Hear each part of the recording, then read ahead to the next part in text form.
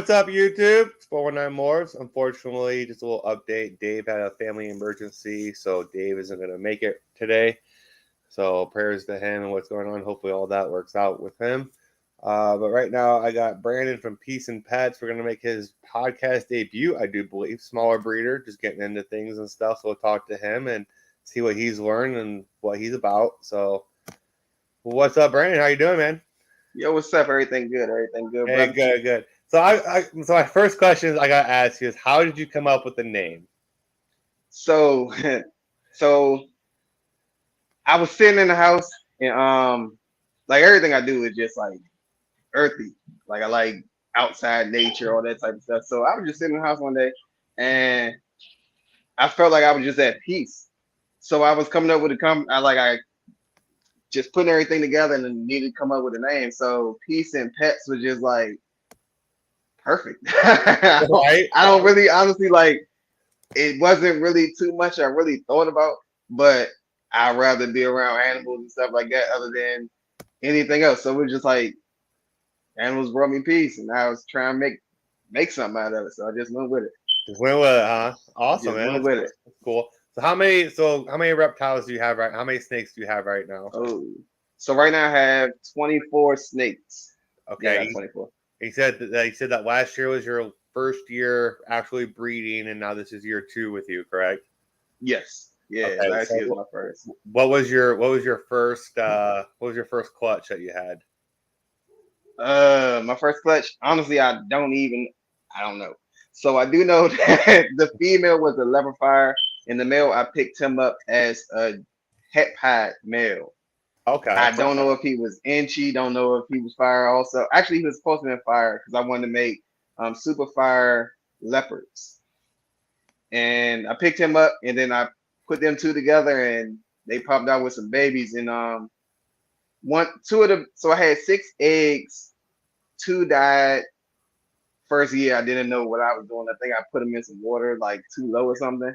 So two died, four hatched. Two didn't never eat. Like they never ate. I didn't know how to assist feed. Didn't think I could. So I was just kept putting the rodent in there, just didn't eat. And then those two died, and then I still had two left. And then I end up letting go of the female and kept the male because the male he was like super bright. Every time he shed, he just kept getting brighter. So do you know how to assist feed now? I've been watching a lot of videos, I'll so show you. I'll hopefully show I you don't when have to.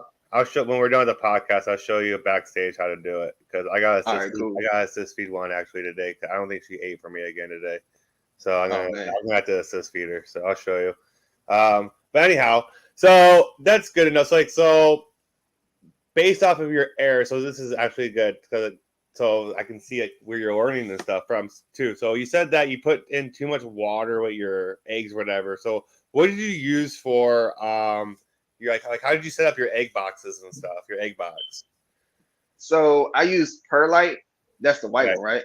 Yeah. So it said use 200 to 200. And then it said you're supposed to squeeze it and then nothing's supposed to come out, but it's supposed to clump together or something like Right. that.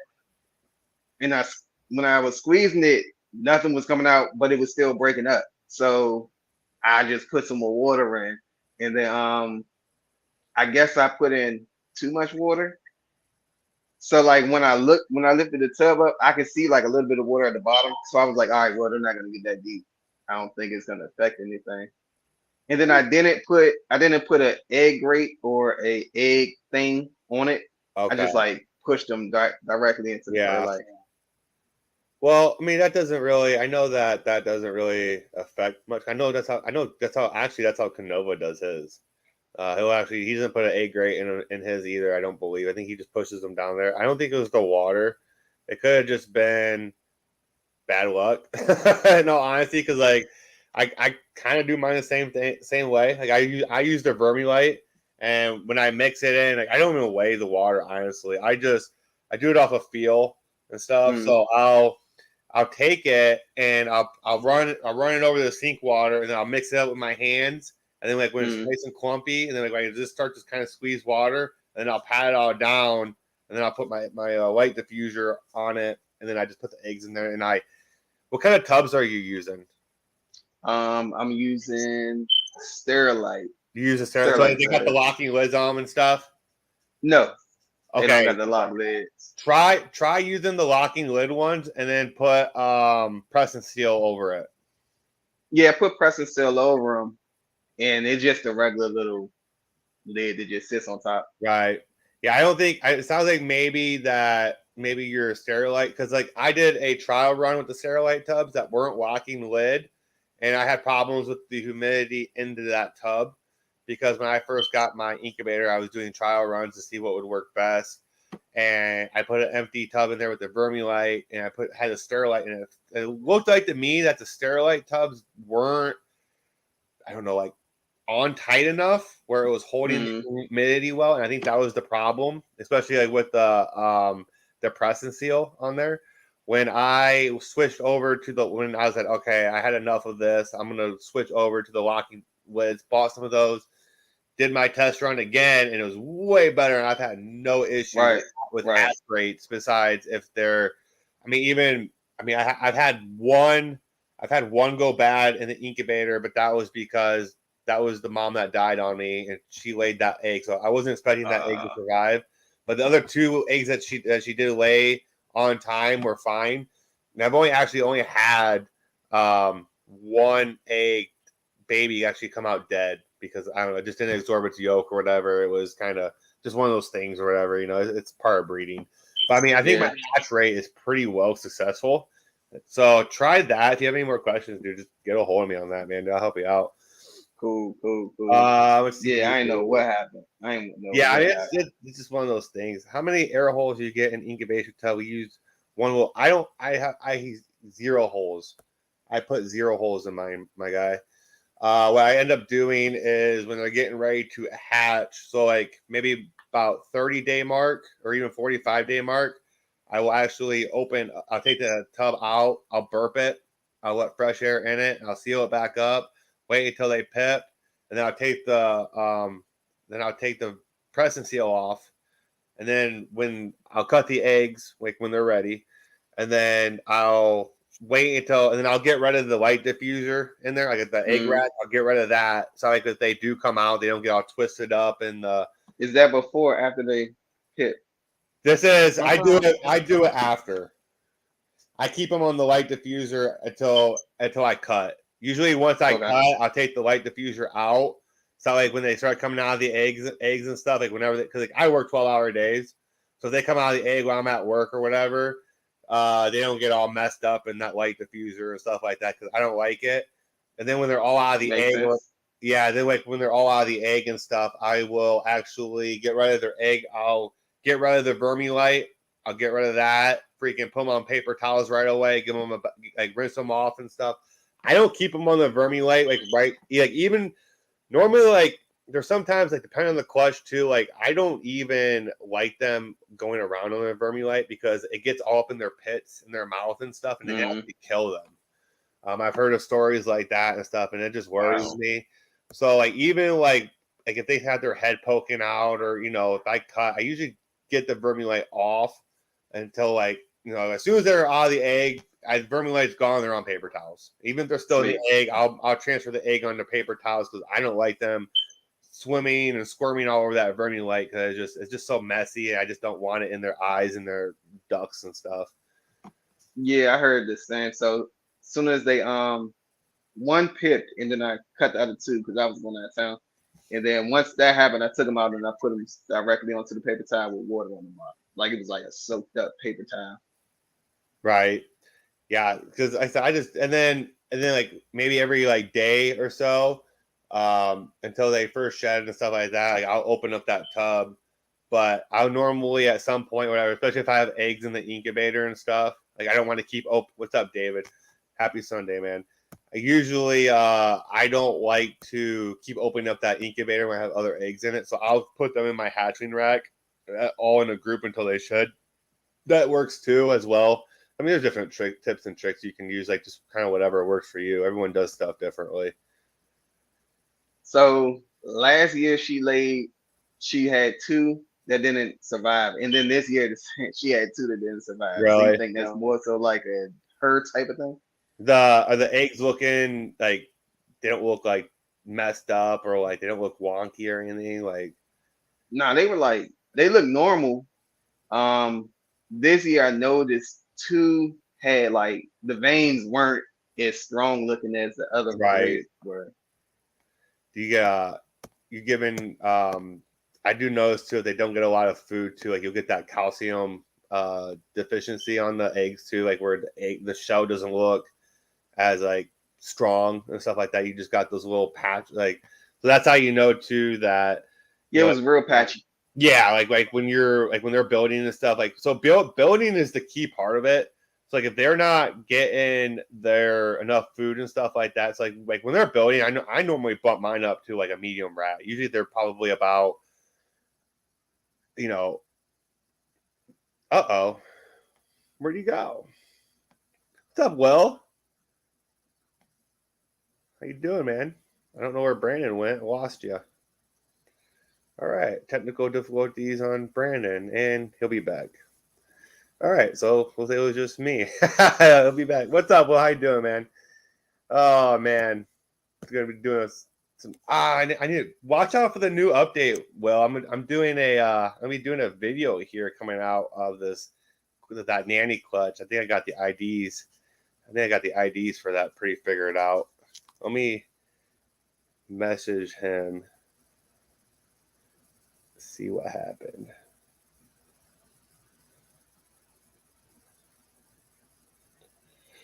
So Will's gonna go grab some tea. Outstanding.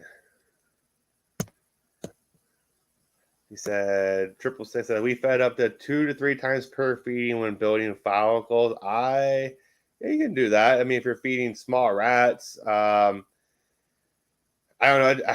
I feed weekly and stuff. I mean, honestly, I don't know about that. That seems a little much. It depends on what you're feeding. Normally, if you're just feeding smalls, you can probably. Here's Brandon's back. Normally, if you're feeding smalls and stuff, I can't hear you, Brandon. Check your audio. Somebody done, Oh, there you go. I got you.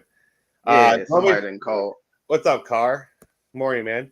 I know Car probably just woke up. What's up, Will? I know that. Okay, back to this though. We feed up to 2 to 3 times per feeding when building follicles. That seems a little much? I think you should just be feeding them medium at that point and feeding them once a week because I know multiple meals you're not giving them time to digest that first meal and you're kind of probably messing up the digestive system a little bit. So you'll give them one medium a week? I give them if my females can if they want it, I'll give it to them because like I said they're gonna go off food. Like Yeah. my super entry het ultramel, she's probably sitting. She's getting right away any day. She's probably sitting around 2,800 grams, maybe Oh bigger. yeah, she's She's huge. been off. She's been off food now for almost a year. Golly, Yeah, so I mean she's massive. And is that from? I couldn't tell you the last time that she ate. I know maybe it hasn't been quite a year, but it's been up there. I mean, she hasn't eaten in a while, but she's in right away though. And one bigger meal is better than two a week, which is 100% true. The only thing the only thing that you should be feeding more than once a week is hatchlings. Anything that's Okay. under like 200 grams, 300 grams or so, I say probably 300 grams. You're probably using a small rat. Then you only got to really feed them once a week. Not feeding every day. They will stop when they are full. It does help whether you think it's too much or not. I think it's too much. It's because you're not giving them enough time to sit there and digest that first meal as well. He said he's talking about a 3,000 gram plus female. A 3,000 gram plus female should be eating a medium rat, no problem. You only need to feed those. Wow. I only feed mine once a week, mediums. That's it. I've had no problems, none. Maybe like a bigger, medium sized type prey. So maybe something to consider. That could be it. So she was 20. She was 2,500 grams when she stopped eating. Yeah, that's usually about like I had so the normal double het that I was talking to you backstage that laid. So she was around 1,400 grams. And I started pairing Mm. her. I didn't know if she was gonna go. Like she was building, she had the signs of it, stuff like that.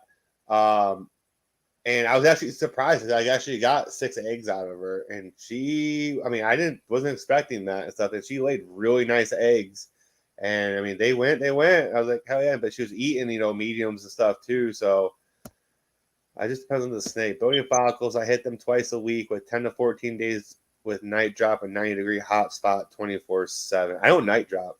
I know some breeders do. I do not. I haven't had any What do you problems. think the difference would be? So the thing with this is with the night drop is pretty much is you are cooling off the it's like in the wild. It's like when they're in the Mm, wild and stuff, like how temperatures drop. mm, It's supposed to help them build and stuff like that.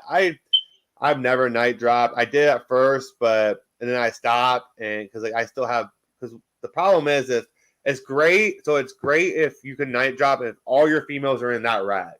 That's outstanding. okay. Okay, Yeah, so like yeah. if all your females are in one rack, you can night drop. Now the problem is if you have males and females in that rack as well, your males survive off of heat for their sperm. So you're killing their Oh, sperm by doing that. And that's why maybe some breeders and stuff are freaking not having the success or having more slugs than not, because they're doing the night drop or something like that. But their males are still in that rack, and the heat and it's stuff like that. affecting the males too. You're killing that male's sperm. Now, granted, Yeah. if your heat gets too hot, you're killing their sperm too. There's that fine line on it too. So that's why Justin, like, I don't know if Justin night drops or not. I don't I don't know too many people that do, honestly. I know I don't. I've So had no. do you ultrasound? Yes, I have an ultrasound. That's dope. But I like gotta get one. once you, it does help, especially being a newer breeder. But once you start, because I've had 7 clutches this year, and when you start working with them enough, you can start to see like them building, and it does.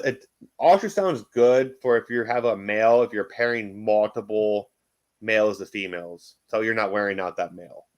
Oh, okay. So that's why the ultrasound is nice to have, because you don't, because like, so technically you probably really shouldn't be pairing, until like the female's like 18 millimeters, 16, to get them jump started and stuff like that. So if you have a male that you're pairing with a female that's like maybe 8 millimeters long and stuff, like she's still not, she's still, but you're gonna wear that male out, eventually. I mean, ultrasound is nice. It's not necessarily. It's just experience type thing. Yeah, I Um, don't have one. I only paired when it rained outside. I thought that was how you did it. right. I'm trying to get caught up on the comments here real quick. My males are 88 hot spot, and that's like where mine. That's where about where mine are at, David. I think I run my rack. I think I think my freedom breeder is set at 91, but the temperatures in the tub are like 89, 90, so it's like spot on. And then I just let the females just kind of go like wherever it's warmer. And says I haven't had any problems. I've had 2 slugs, maybe 1 slug. I think I've had 1 or 2 slugs, and the one was just a little small egg. It wasn't gonna make it, like, it was so tiny. It's probably like, like kind of reminds you of like the runt or whatever, but Mm, didn't have any problems. And I think that might have been my only one, actually, besides the egg bound one, but I don't count that one because that was just a disaster in its own. Uh, wow. Carr said he's never temp dropped either. I have not either, and I've had great success. Polypate, if you're good at it, kudos to you. Freaking, I don't polypate. I suck at it until they get bigger. I honestly, Yeah, I looked at videos hardly, with that too. yeah, I honestly hardly use the ultrasound right now because I'm so, for one, everything already went. For two, it's nice to know if they're building and stuff like that. But I mean, you can kind of like, you start working with them, with the animals long enough, you can kind of sense like what they're doing. Like, okay, this is like he's pounding food right now. Like, okay, then I'm gonna ultrasound. All right, there's follicles there, and you just kind of like, you can just kind of figure it out. So How if long? you're if you're normally feeding like once, Oh, I lost him again. He'll be back. What did Will say here? How long does it normally, on average, take to go from 7 millimeters to 18 millimeters to start pairing? you, I keep getting phone calls. Oh, is that Uh, what it was? yeah, but if you're normally feeding once a week anyway, how do you know when they're pounding food? Like if they're naturally just. eating anyway. Yeah, dude, if they're hitting it right now, they're pounding. I got two Okay. or three of them right now. Like when they're hungry, like they don't like as soon as that rat drops, that rat's gone. Normally, like if All right, I I got put a rat in there, like it probably get it like right away, but maybe like a couple minutes before. But I mean, if they're pounding or whatever, like boom, like I mean, they just act like I mean they're just hungry now. Like there's just no justification for it. So it's just that's just especially if it's like a medium and stuff. Like I have some that are kind of picky. You know, they're not picky, but like, they'll wait until the perfect opportunity to strike. But like when they're like, I notice like when mine are building, like they like boom, it's gone. Like I fed today and you. stuff. And Right. I fed today and like some of them like they'd hit the tub and they're dead. Like I can't believe it. Dang. Yeah, they Yeah, don't mess around. How long does it definitely got to look into that. how long does it normally on average take to go from 7 millimeters to 18 millimeters to start pairing? I don't know, Will. That's a good question. If I had to take a guess, maybe a month or two. Maybe it depends on. I think it just depends on the snake, dude. In all honesty, because every animal is different. You know what I mean? So I mean that's where honestly having an ultrasound is helpful because if you notice that the egg follicles are 7 millimeters, if you go back say a month, because like you only really need an ultrasound once a month. If you go back and you Mm. ultrasound and it's only at like 10 or whatever, it kind of gives you an idea. You can kind of keep track of that too. So I mean that's something to keep an eye on too. I just wanted to say with the temp drops in the feeding, like I do never had slugs or infertile eggs. Just kidding. Don't knock it till you try it. The infertile eggs, a lot of that comes from the male sperm. I do believe. I know some of it does come Mm. from the female a little bit as well, but I think most of that is from your male sperm. Is what I've kind of noticed a little bit.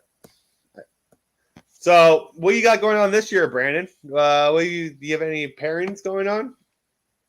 Right now I have GHI Yellow Belly. He is triple het for albino, clown, and hypo. And I'm putting him to my banana female. And then I have a triple het, supposed to be triple het. I won it in a raffle. It's a triple het lavender, G stripe, pie, male. And I put him to my G stripe female to try and see if he proves out the Right. G stripe. And Yeah. then I have a black pastel, a black pewter het clown lavender paired to 100% het lavender. Oh, nice. Yeah, that's all I got right now. Other Yeah. than the babies that just hatched in the incubator, that's it. Yeah, for sure. Yeah, I got so many. It's crazy. So I think moving forward and stuff, like you want to probably try to add. I know like we were talking about this backstage and stuff.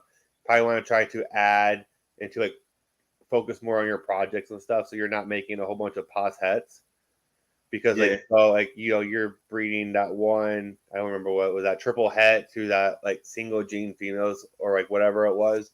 So you're gonna be making a bunch of triple pos hets, which kind of suck.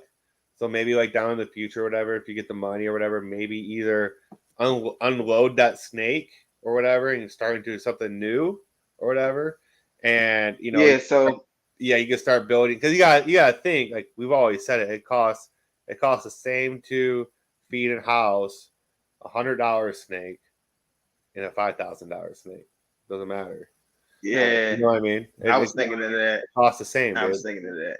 And like, Yeah. were you seriously going to maybe sell, or even hold back more for your collection to improve your collection? Are you gonna hold back a whole bunch of pos heads and waste? I mean, probably maybe more likely waste your time trying to prove out a whole bunch of pos heads, or are you going to I don't go? want to do that. Yeah, you know what I mean. You see what I'm getting at? So Yeah, yeah, yeah, it's just, definitely do. yeah, it's just something to think about and stuff like that. So I said that's why it's nice to buy those pairs. So I mean, if you can find like a 1.1 pair for a project or whatever, I mean, even that's a step in the right direction. You know what I mean? Yeah. So because like you got a pair that you can. That's what I did with my VPI. Like I was talking to you about those VPI clowns and stuff. I wanted to get in the VPI Mm. clown stuff. I was like, I got that pair at 1.1 for like $1,200. I was like, well, I mean, if I hit it, great. If I don't, it kind of sucks to be making fucking 66% heads, which suck. But it is what it is. Yeah. I just want that 3% chance of hitting it. What's Of up, hitting, Holly? yeah. Holly sent So I me. did pick up a ultra male het pod male. So I wanted to do ultra male and G Strike. So I did pick up an ultra male het pod male. I just picked up but he's on like 300 grams right now. Right. And then I picked just yesterday. I picked up ultra male. I mean, a double het ultra male hypo There you go. female. She's 1,500 grams. And then I also have partnered with one of the guys in what is he, Royal Caribbean Reptiles, and we have one ultra male head pie female visual, and ultra male visual also. So we'll add that into Oh yeah, for the sure. works. But See, all of this came yeah, after I spoke with everybody, and they was like, "Hey, you might want to focus in on what you absolutely want." yeah, So right now, I just have a lot of stuff just going. yeah, for sure. Like that's because like at worst, if you, like so, I do like if you're gonna try to sit there and try to prove out a 66% het or whatever, at least pair it to a visual. You know what I mean? For Mm, one, you're increasing your odds, and two, if the 66% het doesn't prove, you're still making 100% hets, yeah, and those are still gonna sell. You know what I mean? They are more likely to sell unless someone wants to take a gamble on the pot test. But I mean, now with the shed test though, I mean, you can just send shed test yeah, in. that But I definitely mean, will that work. can be pricey though too, because the shed test is no less than like $65. You know, Yeah, it still adds yeah. up. You know what I mean? It still adds up. Mm. And then So you're gonna want to shade test all of them because you don't know what you want to hold back. So right. So what are your plans moving forward and stuff? So I know this is your year two and stuff. How you gonna fix like what you're doing now? Do you think? Like, do you plan on fixing things? Do you plan on getting rid of anything? oh yeah. So I'm gonna be giving a lot of stuff away. Like just for promotion type of stuff. Like the very first baby I ever made, um he's gone. they're, He's they're gone. calling you right now, Brandon. He's They gone. changed that damn So smoke battery. They just straight calling you right now. Beep beep beep. That's great. I was waiting for someone to say something. That's great. That's funny. yeah, it's in the background. Yeah, I got put back. It's been like that for about a while. I believe it. I believe It's been like that for a while. it. He's fine. Surprised the way So that's too just funny. gotta put a battery in it. And it's crazy because I got batteries upstairs. It's just like I get around to it one day. When I grab a chair or something to bring down to get it. Right. But Oh man. yeah, like I plan on just giving a lot of stuff away just for like promotion purposes. Right. Like I guess because I don't feel like I'm at the point to where I invest in a table unless like I know someone and say, hey, but at the same time, it's like I really don't care to. So a lot of my first stuff I gave away. A lot of the normal stuff that I had, like when I first started, I gave it away. I gave one to a school as a class pet. Oh, that's I cool. gave one to my nephew as his first snake, and he does like reptile shows for kids' birthday parties and stuff like that. So like my low end stuff like that, I definitely want to give away. But I only want um if I make something like the bamboo clutch I just made, I made Yeah. that because I want to put bamboo into G Stripe. I want Right. to put bamboo leopard into G Stripe. Right. So I know that's gonna be a long time coming. Oh yeah. Or you can almost kind of just save your. I don't know if I've even seen a bamboo G stripe. Honestly, I'm sure they're out there. I've never really seen one. I know G stripe's so hard because it's so hard to manipulate it. Like it's so hard. So maybe bamboo can do it. I don't know. Bamboo's a strong gene. You know, it could be cool. So what I've noticed was all it did was just change the color. Oh, did it? Yeah, like my G Stripe right now, she's dark. And then I seen one with bamboo and it just made it like bright. So I was thinking if leopard is the only G stripe I've seen that had pattern bringing back into it. Leopard and pastel. So I was thinking if I did bamboo and leopard and put that into the G stripe, maybe it can bring the pattern back and it won't make it as dark. Right. Yeah, I got that. I'm interested because I got that. I got that black pastel bamboo het ultramel boy to that super inchy het ultramel. and she's getting ready to lay. That's So we'll that's see gonna what be happens. I don't know. that's Black gonna be Pass, I dope. know Black Pass still goes good in Ultra Male. Bamboo's kind of hit him. So we'll see. We'll see what this comes out as. We'll see. I don't know. It's exciting either way. So, you gonna be going down to Tinley or anything in October? Nah, I planned on it, but my anniversary is in October. Oh, is it? Gotcha. Gotcha. Yeah, so like my youngest son's birthday is October, then my anniversary is October. Then I was like, yeah, not gonna be able to. So Carr said that Leopard does add pattern to the G stripe. He was in G stripe for a little bit, so he knows a little bit more about G stripe than I do. So I probably Sweet. yeah. So Leopard does add pattern back to the G stripe, just like Enchi adds pattern back into the Pied. So um, what incubator are you using right now? Oh man, I gotta buy one. Oh So really? I built mine. Yeah, I built mine with a refrigerator, and it holds temperature. Like everything's fine, but it's just small, and um, I'm just done with it. Like I think I'm ready to start actually like investing and actually starting to buy some real stuff. So Yeah, at first my wife was like, "Oh, here we go with another adventure you want to go on," but now that she sees I'm serious, I think I'm ready to start investing. right. Yeah, that's the main thing is pretty much breed what you want to breed. If it doesn't sell, you're okay with it because you're okay with keeping it. Yeah, You know what I mean? And you can just yeah. sit there and breed it, and then maybe sell it down, as a proven breeder or something like that. So that's why it's important to have your projects and stuff and not just be kind of scattered around. Because I was scattered around for a little bit, but then I really focused on adding to my clown projects. I picked up like 5 or 6 clown things last year. Mm.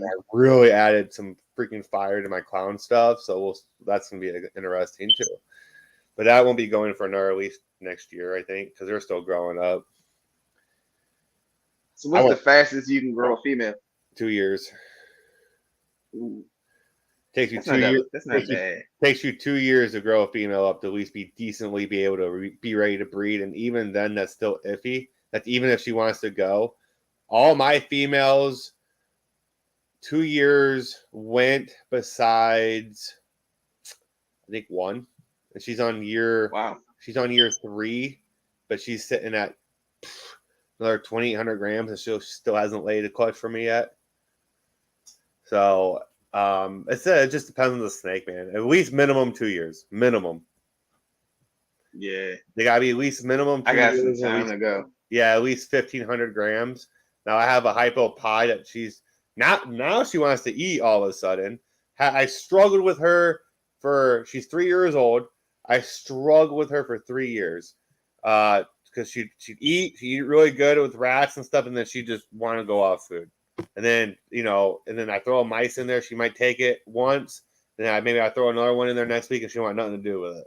Want nothing to do with her rat. She's just a picky. She'll just eat whenever she wants. Now she's consistently eating rats. Now I just got her consistently eating rats for whatever reason. Now she wants to eat. So I'm like, all right, cool. Maybe she'll put some size onto her. She's only about like 1,000 grams. She's like right there. It's like you're killing me.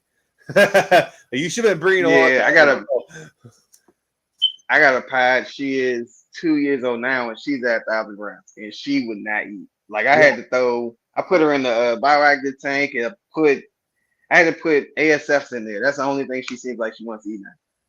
Yeah, I've heard. I mean, me and Carr were talking and stuff. And Carr says that pies are kind of notorious for being kind of pain in the ass eaters, I guess. And now my pastel pie I got or whatever, like he's a monster. Like he will slam anything. But like okay, it's the female, but the female pies are a pain. Gotcha. Yeah, I'm Yeah, experiencing that right now. Whenever you talk yeah. about As soon as she got to a ASL, 1,000 grams, she was just like, nope, don't want to eat. I tried everything. Took her for a car ride. I all threw a right. mouse in there. Yeah, so the car ride. So I had the first male that I bred with. He went off of food, and I took him for a car ride. It's probably about 15 minutes. I had the windows down, had him in the bag, put him on the dashboard. Came back in the house, put him in the tub, and he ate as soon as I put him back in. And he was on like he been eating ever since. Like he was just That's crazy. yeah, he was good. So I did that with her. Came back, wouldn't eat, still wasn't eating. So then that's when I just called the breeder and was like, look, I need an ASF. put that in there, that thing's gone.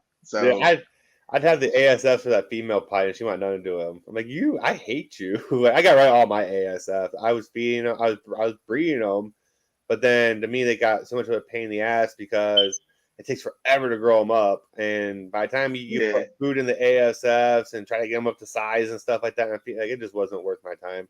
I just think it's so much easier and quicker to grow rats and stuff like that, and more money, saving, for me in the long mm, run by doing it that, then if I have one that, I actually have to, I'll go get a mice, or I got people around me that have ASFs. I'm sure I can find them. But I got tired of breeding them and stuff. Like, I'm done. I fed them all off. yeah, Now the ones that were strictly on AS, like my blackhead, Inchy, yellow belly, GHI boy, he was always a mouser. I switched to him to ASFs when I got rid of my ASFs. I was like, all right, this is gonna be a gamble, but I finally got him on rats, and he's pounding rats now. I'm like, yes. that's good. So what's your sweet spot with your rat colonies towards I city run a states? well. Like, It depends on how big your tubs are. My tubs and stuff, I run a 1.3. okay, How long does it take you to get a rat to a small 50 grams? So, what are you asking? How long does it take for me to get a rat pup up to 50 grams or so? I don't understand how you worded it. How long does it take you to get a rat to yeah, a I think that's what he small? was asking. I think that's what he's asking. It doesn't take me that long. A couple weeks. Like once they start like crawling, like, okay, he said yeah. So probably, I don't know, a couple, like, so I'd say to get the ASFs up to 50 grams, I'd say you're looking at probably at least probably maybe 2 months. Golly, It takes forever. I say for me to that's get I say for me to get a baby rat up to 50 grams, I'm gonna say maybe a month, half that time. It's literally half. I've done it. I've accounted. I fed them the same way. Fed them the same way, and it just wasn't worth my time. I just got tired of it. It's everyone's different. Everyone does their thing and stuff. I wasn't a fan of them and stuff. Like, people that raise them, that do them, kudos to you. Not for me. Too much pain. yeah. And then they get I those. tried.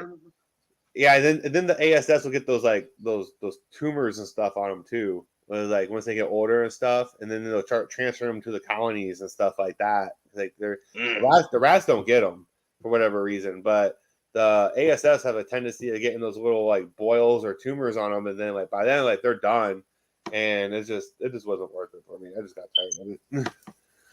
Like, I'm done. nah, I got bit by one. After the first bite from ASF, I was done. I'm like, nope, He's like, not no. gonna happen again. Not happening So again. do you breed your own rats? I do. So I was running. I run a one to when I first started. I was running 1 to 3 colonies also, Yeah. but I only had like 10 snakes, so it Right. was perfect. And then as I started collecting more snakes, I ran like 2 more colonies, and that's when I started noticing like some of them started chewing.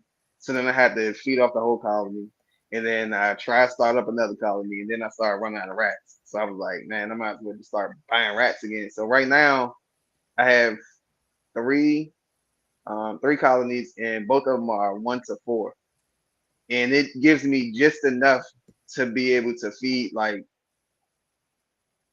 for a month straight. Like I can feed for like a month, maybe a month and a half straight, and then that next month I have to go buy rats.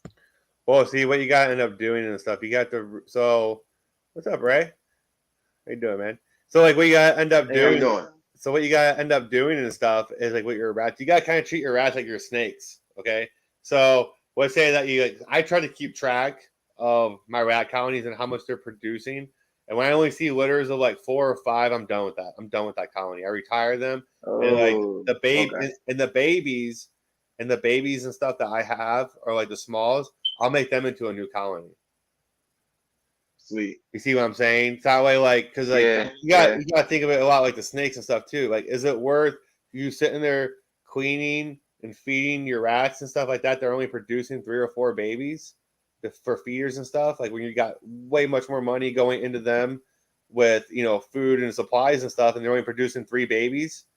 Where I can, yeah. That makes sense. euthanize them, trade them for like a live or like whoever wants them. I'm sure nothing goes to waste over here. Like I get rid of everything and it goes. Someone's gonna take it and feed it off or whatever. I'll make a trade or something because I when I euthanized all my rats, I started fresh because I had 2 racks of rats, about 30 tubs each, running a 1.3, and I had all the eggs in the Nice. incubator. And my production with my rats and stuff was just not where it should have been. I was spending way more money in supplies and stuff. I'm like, well, I got to do this now because if I don't, by the time I have all these babies, I'm gonna be screwed. And so I Yeah. euthanized everything, traded my youth, I think I traded like 100. At that time, I think I had like 150 or so, like breeder, retired breeders. So I traded them for live. The other dude like used those for feeders and whatever he did with them, and it worked out great. And then by the time that all the hatchings came, I had they were starting to produce. But at the same point in time, you have to think too. Like this is the kind of stuff that you have to like consistently think about when you're doing rats and stuff. So if I feed off my pinkies, for my hatchlings to get them started on food, I'm technically taking away food from my breeders right now. From You know the what I mean? yeah, Like they're yeah. not going to grow up. I'm going to be short, in a couple weeks or whatever. Okay. So is it cheaper to go buy pinkies and then to buy smalls? Absolutely. So I'll freaking let my pinkies grow up to smalls to feed them for my breeders or put new colonies on them. And then I'll just go out to like my breeder friends or whatever that breed rats there and Ah, go get some pinkies from them because pinkies are cheaper than the smalls. You see what I'm good saying? idea. I didn't think like Yeah, people don't think about this kind of stuff, man. Like this is why like this stuff's kind of like it helps. It makes you like, oh, like, Yeah, I didn't think definitely. about that. Yeah, 'cause I was thinking Yeah. about that too. I'm like, I got this rat that just had a litter of like 20. I mean, that's outstanding. I'm like, and I got 20 hatchlings. I'm like, but if I feed these pinkies that, like, I'm taking away food from my breeders and I'm still gonna have to go buy food. Well, smalls are more expensive than pinkies, so I'm gonna go buy pinkies instead. That's true. You know what I mean? So that's just something to kind of think about. So So do hopefully, you start your hatchlings off on rats? yes, I would set them off on pinkies. I've had pretty good success with it. So I had Will come over. Will came over. December 5 came over, showed me how to assist feed. He assessed the red stripe, black head pin, double head hypo girl, which kind of sucked because it was like my first whole bag powerhouse female, big part of the project and stuff. We assist fed her once. She ate, and then after that she took on her own. She started eating on her own. Now she's fine. Now the one I'm going to show you. Sweet. Now the one I'm going to show you how to assist feed behind the stage and stuff. I'm not going to do that on live because I know how YouTube's kind of like about that. But Okay. I will. I mean, not unless you guys want me to assist feed on live, I will. I mean, you guys want to see it, but yeah, it's kind of a pain in the ass. It really is. I don't like it, but it keeps the snake alive and stuff. Now, I did have one where I did assist feed, and then I kept trying. Now, you just don't. So the mistake that people have with assist feed and stuff too is like they'll assist feed, and then instead of just waiting like a couple weeks or like I mean not a couple weeks, but maybe like 2 weeks max of trying to get to eat on its own, okay, they'll just automatically assist feed. Well, you're not giving that snake a chance Okay. to eat live or to eat on its own. You know what I mean? Like assist feeding is a Mm, last resort type thing where if I don't do it, the snake is going to die. You know what I mean? okay. So like you don't want to just like you assist feed one week and say like it's Sun because I feed every Sunday, so I go back there Sunday and I just assist feed it right away. You can't do that. You have to sit there and try throughout the week or whatever. Maybe give it a couple of days after assist feeding, give it a week, throw another meal in there. Okay, see if it'll eat on its own, and then after that, if it doesn't eat or whatever, give it a day. Maybe try one more time, and then at that point, you should probably assist feed. Like you can tell a healthy snake from a one that's kind of lethargic and kind of skinny looking and stuff like that that needs assist fed. So it's a last resort type thing, but you have to give them that chance to eat on their own first, or they're never That gonna kill. makes sense. Now I did have one which I was so dumbfounded by it. So I had this one. This is the craziest thing I've ever happened so far with babies. So I had this one. It want to eat, want to eat, want to eat. I'm like, I didn't assist feed it. I'm like, I'm just gonna try because it was healthy. It was a healthy snake. It didn't look like it needed assist feed. So I'm like, I'm not gonna assist feed yet. It's plenty. It's fine. It's healthy. Like it's moving around, but it just hasn't ate yet. It's on paper towels. Like, I'm gonna switch it to cocoa. We'll just see what happens. Normally I try to keep them on paper towels when they're hatching for the first 2 to 3 meals, and then I'll switch them to cocoa. Okay, but I was like, I'm just gonna freaking switch it to cocoa. I switched it to cocoa. 8. Like, Wow. you gotta be kidding me. Like, really? Wow. Like, you don't understand. That's wild. I wasn't expecting that because normally like they're on paper towels, since they've been in the incubator and stuff like that, and that's just what they're used Yeah, so they're more to. used to it. Usually the Yeah, cocoa yeah, is yeah. kind of a change for them, and it's not. I wasn't expecting. And it was literally the next day. Boom, 8.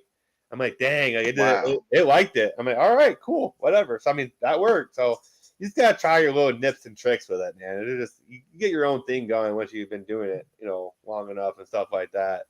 I mean, I've interacted with a lot of people, and I help Semperfi because he's doing. They said he's right down the road from me. He's like he's doing that to 3 of them right now. You know what I mean? Like Wow. it's Assist feeding. yeah, he's assist feeding 3 of them right now. God. I'm assist feeding 1 right now. I'm trying to still get that first clutch or the last clutch that hatched. I think I'm still trying to get like 3 of them to still eat. So I think I got a couple more So to eat. when you know you need to assist feed, like how many weeks after they hatch before you So attempt? okay, so it depends on the snake. So in general rule, I do for when I do the body condition of the snake. Okay, so let me see if I can pull you out one that hasn't ate yet.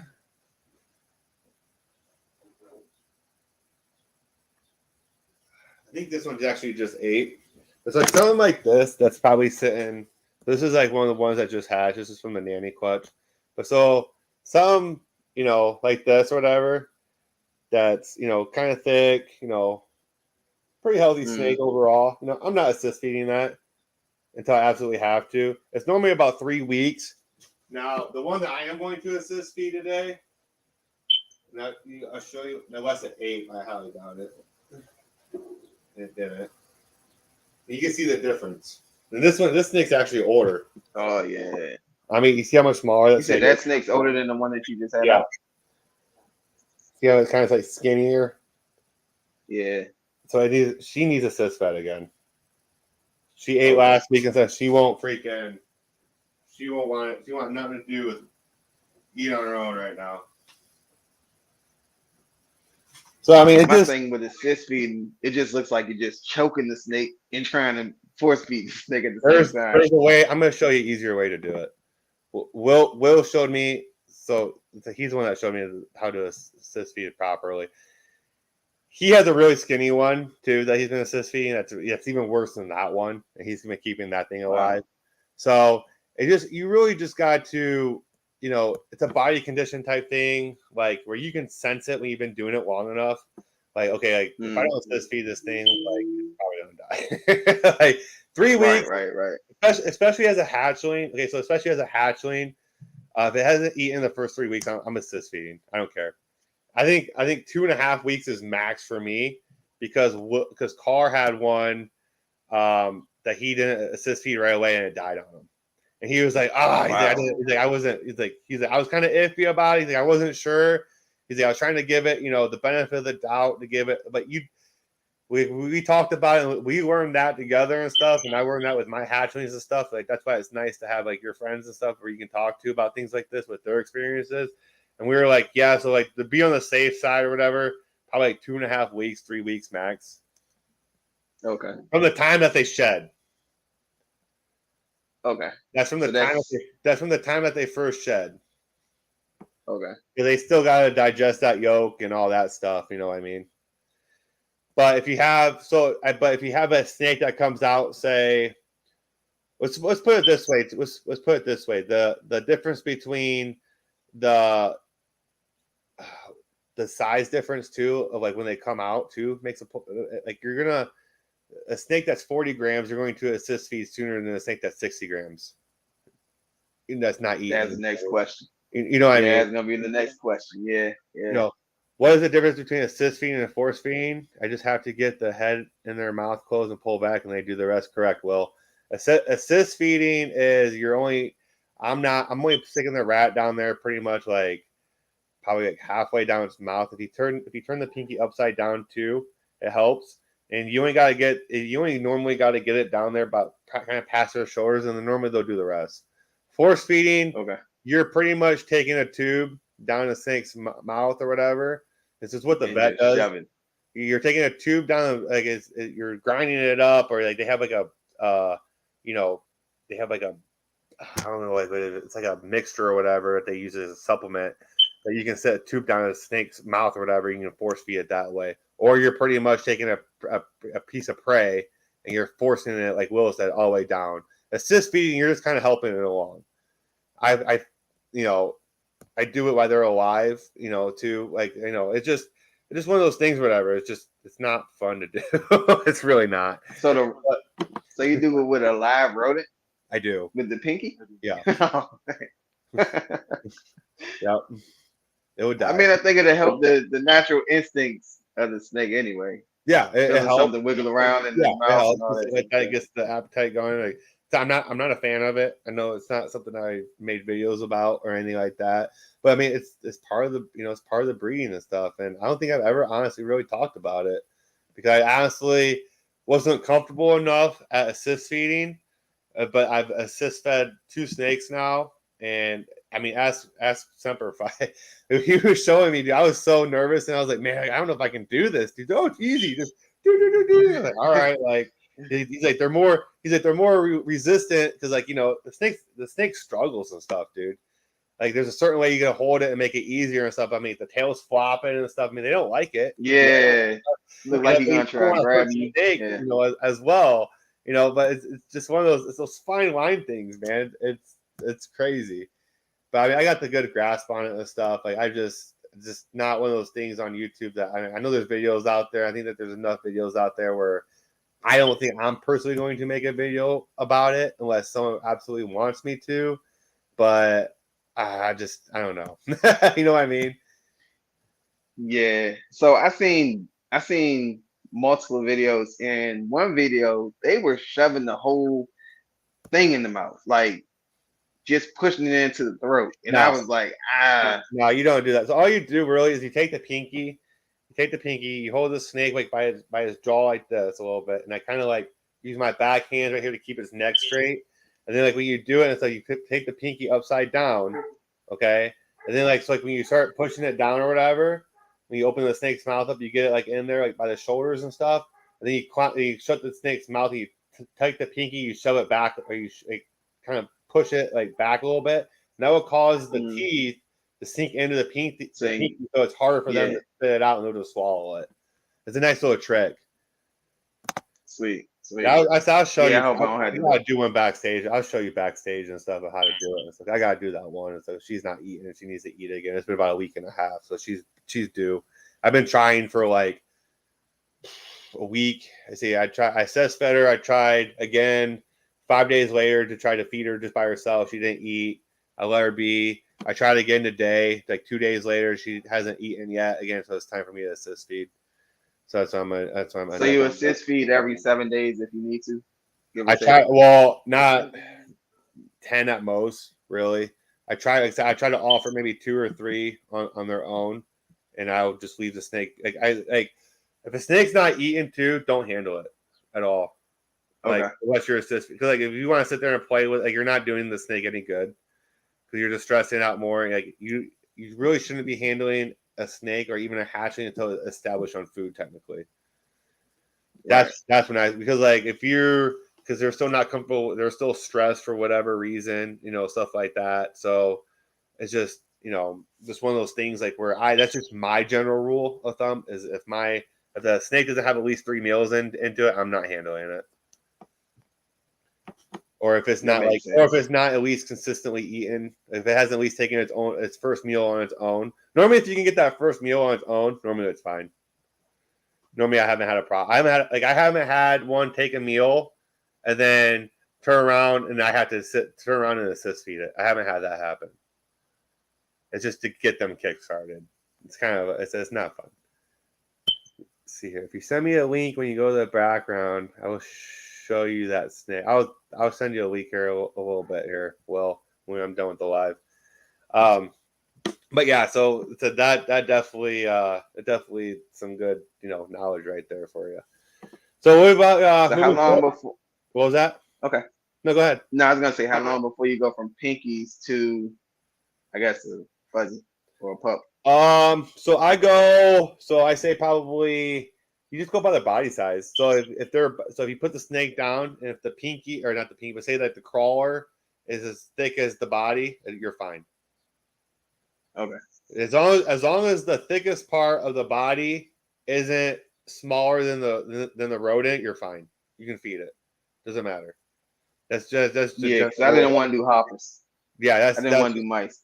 yeah. You don't want yeah. So I mean that's just the general rule of it. I usually go from pinkies to crawlers maybe for about 2 to 3 weeks, and then I was kind of I it was kind of interesting. So I got these guys here. Um, they're actually eating. So now like this, They're actually growing really freaking nice. Actually, so I got them actually eating kind of smaller rats now. So they're on kind of small, like smaller rats, like not really, it's something like us That's like nice. this or whatever. Kind of like a just eyes, just starting to get fur on them type thing, like a little bit bigger, not a small, but like a smaller. If that makes sense. But I mean, they're just slamming those things now. And here you go, guys. This is the blackhead double het hypo clown girl. And these are on Morph Market. Insane That's version of big. insane version of blackhead, and you got the het clown influence on them. Pretty nice, growing wildly. But yeah, so like I said it's just it's just one of those experience things, man. You'll get it. It's a, so what have you so what else have you learned and stuff since you've been doing this? I mean, there's always I know you got to hold me what was it the other day and stuff trying to help you ID a clutch and stuff. So I mean, how's that going for you? Still don't know. Still don't know. Yeah, Yeah, still don't I know. was like, So I I get, do everything that you said is what I was already like on the fence with. Only things that I wasn't really knowing was if any of them had leopard in them. I didn't see any leopard in them. But that's Yeah, that's so hard with the bamboo and stuff though too. I'd have to go back and go look at bamboo leopard combos. That's what I do. Is I go like that nanny clutch that so like it's honestly it's the time that you put into it is the time that you're gonna get out of it pretty much. So like that nanny clutch, I literally spent 3 hours on Morph Market looking up different combos that are similar to it man. and comparing. Yeah, It's not easy, dude. It's a lot of work. Especially because like, you want to try to yeah. ID stuff the most accurately you can and be honest with things. Because if you don't, one, it's going to affect your price of the animal. Two, it's going to affect Mm, your reputation as an animal breeder as well. Just be honest with mm, them. If you don't really know, if you think it's there, but if you're not quite sure, be like, well, I mean, I can't guarantee you that this is 100% there, but I'm pretty sure it is because based off this picture. You know what I mean? You right, can right, you can right. take it for what it is, or you can sell it for a little bit less if it proves out for someone. But more better for them. You know what I mean? Yeah, that's why I'm thinking about just doing giveaways, just getting the publicity from it. Well, see, that's the problem though, too, though, dude. You're still trying to technically run a business, so you can't be giving away everything that you're making. That's true. You can't. Like, what's the point of breeding? Like, I mean, you got to take that money and reinvest into peace and pets. Because I'm you work full time. Yeah, Yeah, so I mean, that's money. I mean, right now that's money out of your pocket, out of your paycheck.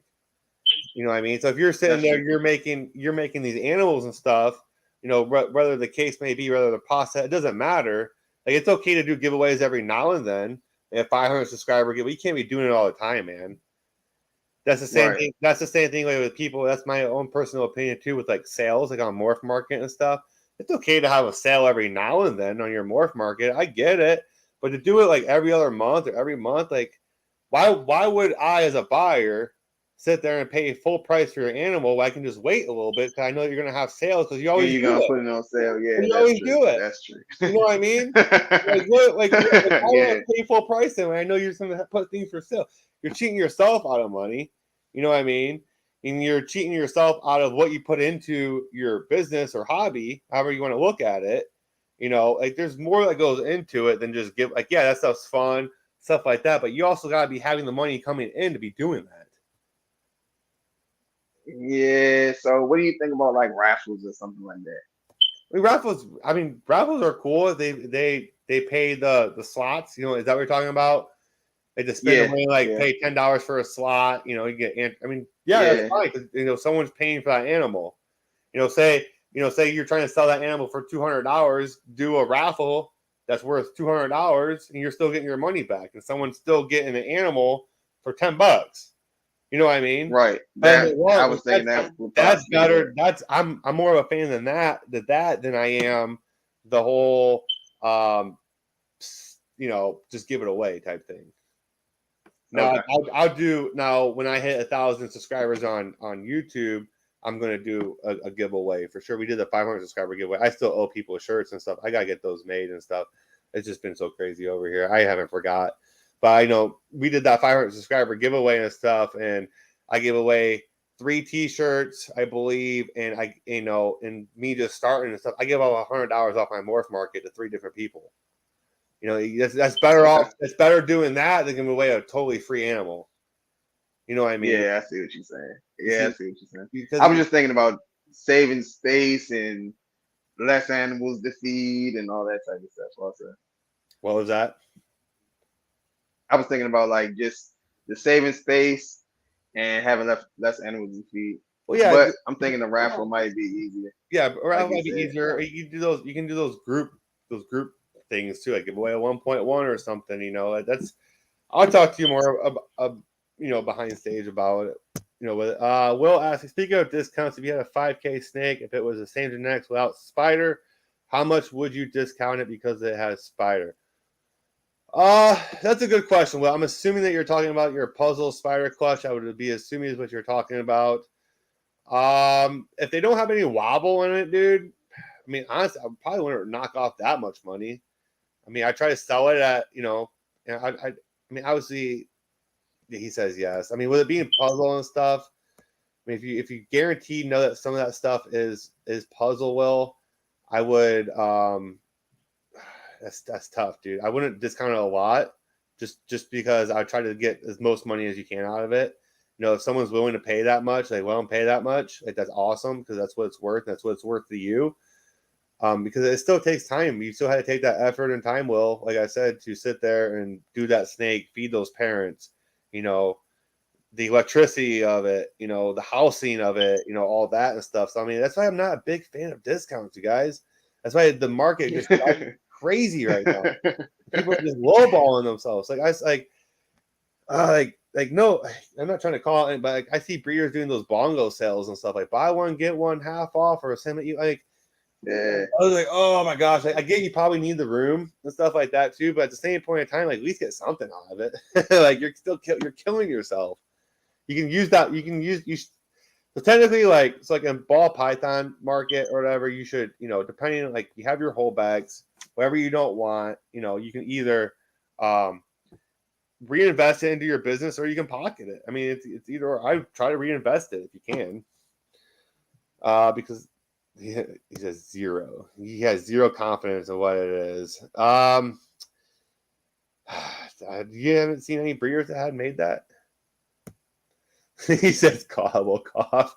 It should be more expensive. No, unfortunately, Spider is actually least expensive because of the problems with it. It's just the way the market is. I know Will is a big fan of Spider too. Semper Fi is he has that Spider. But I mean, if it doesn't have a wobble and stuff, if it's actually a pretty good snake, if it doesn't have the wobble, I mean, I can't really justify a big discount on it. I say maybe $500-$600 max, just because puzzles in it, or if you think that puzzles in it. Or I mean, just hold it back. I mean, bring it to something that's non-spider that would have non-issues with it and try to prove it out. I mean, that's a tough one, Will. I mean, I don't know what I would do if I was in your shoes with that one. I know you said you didn't know if you wanted to keep any of them or sell them off because I know you hit spider on a lot of them, and that's where us as breeders too. I know Car has experienced it too. He goes, he did a clown pairing. He's like, oh, hopefully I miss. I like, pastel doesn't go very well with clown. We all know that. He's like, well, hopefully I miss on. I know, hopefully I miss pastel and everything. I can wean it out. Nope, pastel everything. It's just how it is. You know what I mean? So okay, so actually this is actually interesting. So Semperfi said, or put blackhead into it. So actually the rumor is, I actually have a video of it. Someone sent me a video of it. So a blackhead spider doesn't necessarily fix the wobble in spider. Someone did produce a blackhead spider. It had just as much wobble as a regular spider. So I mean, it still can happen. So I don't know if it. I think I seen a video. I think I seen a video that said blackhead spider fixed the wobble in that, but the babies that come out later can still possibly have the wobble. Yeah, I mean, spider in itself has wobble no matter what. I mean, it's just one of the things that spider has. Like now, brother, how bad the wobble is you just don't know. Like it could be just a little bit. It could be really big. It could just be one of those corkscrew snakes or whatever that has the Oh yeah, wobble. that corkscrew is crazy. Yeah, it's no. Will has one actually. That one thing is freaking wild. He's like, dude, check out this one. There's no way. Like that It's, that thing's stupid. Look, that thing's crazy. I mean, I don't know how that thing's even alive. I mean, it's an adult though. I mean, it eats and stuff, and that's all that matters. I mean, if it can thrive, I'm gonna let it thrive. You know what I mean? I mean, you just so have when I was at my first expo and I purchased my first snake from expo, my first snake was from PetSmart, Petco. So when I went to the expo and I purchased my first snake, it was this big snake. I didn't know what it was. It was beautiful, white, yellow, black, beautiful. And I'm over there and I just keep walking past, and I'm looking at it. And the lady was like, just go ahead and hold it. So I was like, all right. So I pulled this thing out and it went upside down.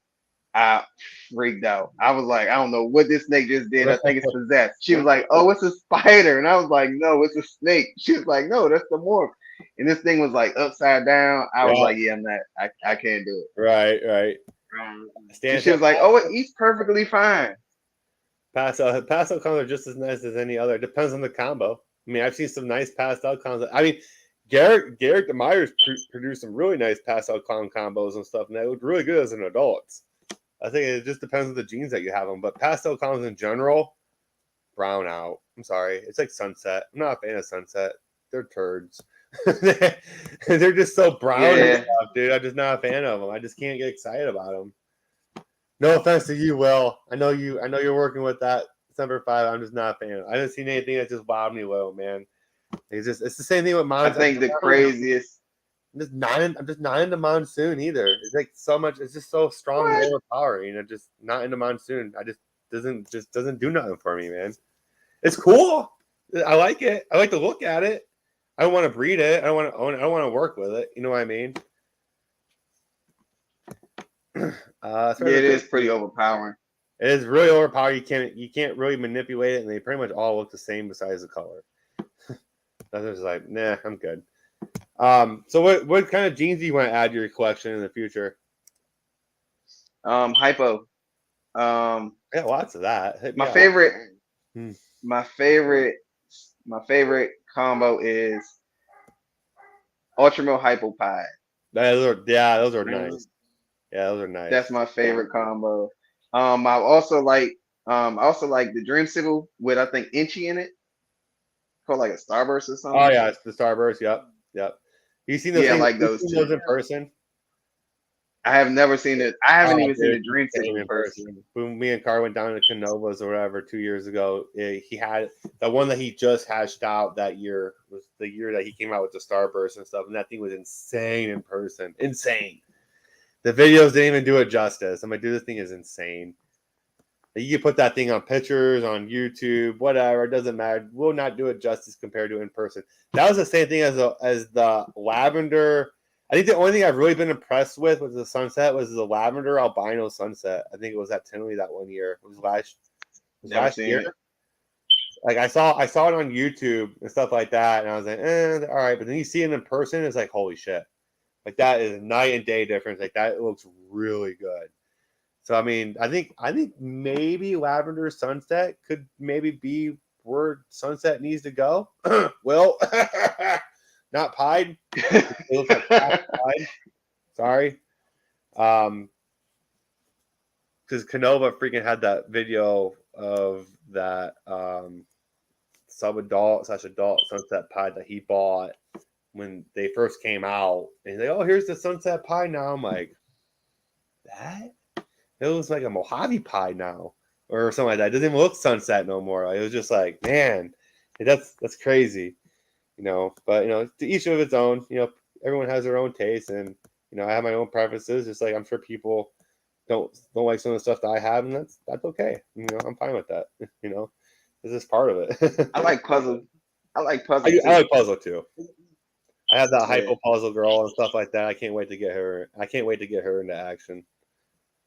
I'm excited for that. I need yeah. another. I need another Freedom Breeder rack. Like I'm out of space. It sucks.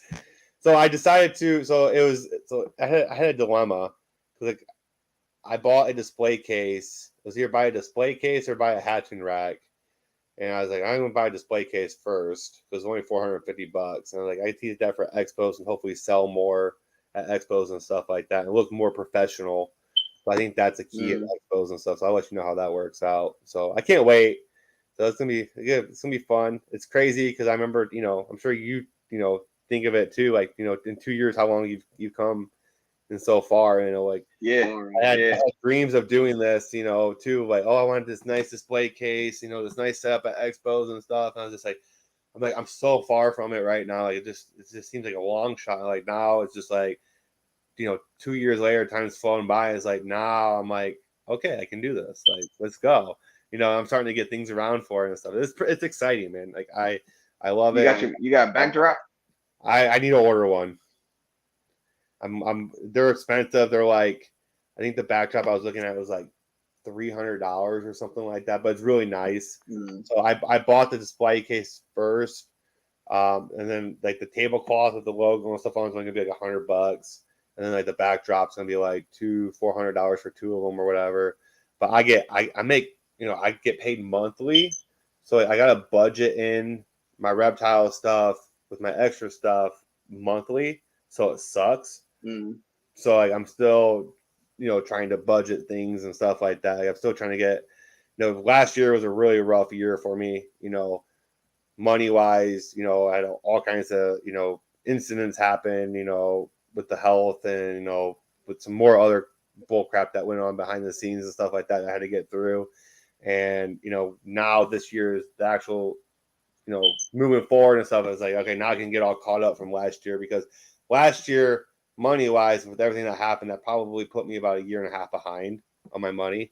wow, It was that bad. wow. Yeah. So I went through, Yeah, it was at a point where, I didn't talk about it on the podcast. I didn't talk about it at all. But I mean, I'll be realistic with you guys. There was a point where I didn't know if I was going to be around anymore with the business. It got that bad. mm, So it was, wow. it was that much stuff going on and stuff like that. So I didn't know if the 419 Morphs was just going to be done before I even got started because of everything that was going on. It was I just didn't know. So it was it was a stepping stone. It was an Yeah, experience. It sucked. man. But Glad you stayed. for sure. Glad you And that stayed. was and that was that was stuff that was kind of beyond my control a little bit. It was just it was a lot of shit that was going on. So. But hey, I'm gonna cut Yeah, this. I'm gonna get this cut short. I'm gonna send you a link for backstage and stuff, so you can show Brandon that. And then I'm gonna show you how to do assist feed real quick, and then I am going to get around and go sweet, to church, sweet. guys. So it is Sunday. So hope you guys enjoy your Sunday. Brandon, thank you for coming on the show. It was fun, man. No doubt, man. No doubt. All right, see you guys.